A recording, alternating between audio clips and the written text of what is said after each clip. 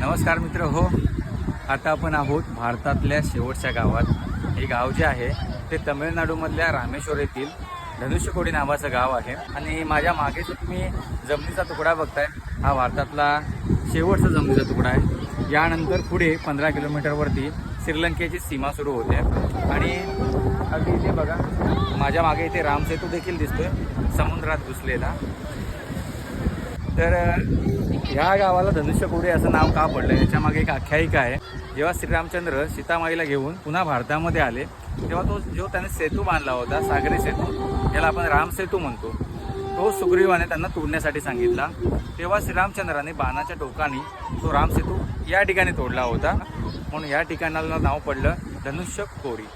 ठीक आहे. तर 1964 साली ह्याच गावामध्ये प्रचंड मोठं चक्रीवादळ आलं होतं आणि त्या चक्रीवादळामुळे आणि आलेल्या लाटांमुळे 2000 माणसांचं चालतं राहतं गाव उद्ध्वस्त झालं होतं, संपूर्ण बुडालं होतं. त्या गावातल्या शाळा, चर्च, दवाखाने, वस्ती संपूर्ण नाहीसं झालं होतं. आणि त्याचमुळं भारत सरकारने 1964 साली हे गाव भूतांचं गाव म्हणजेच राहण्यासाठी योग्य नसलेलं गाव म्हणून घोषित केलं. आज देखील तिथे वस्ती नाही आहे, बुडालेल्या वस्तूंचे अवशेष आपल्याला दिसतात. दुसरी गोष्ट महत्त्वाची, या ठिकाणी माझ्या मागे बघा हा तिथे जो निळशार पाणी दिसतंय हा आहे हिंदी महासागर आणि ह्या ठिकाणी थोडंसं काळसर पाणी दिसेल हा आहे बंगालचा उपसागर. हे दोन्ही समुद्र धनुष्यकोडी या गावामध्ये एकत्र येऊन मिळतात.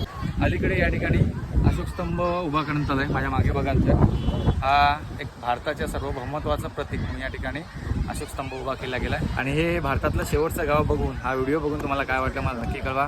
पुन्हा भेटू एका नवीन व्हिडिओमध्ये. तोपर्यंत जय महाराष्ट्र, जय भारत.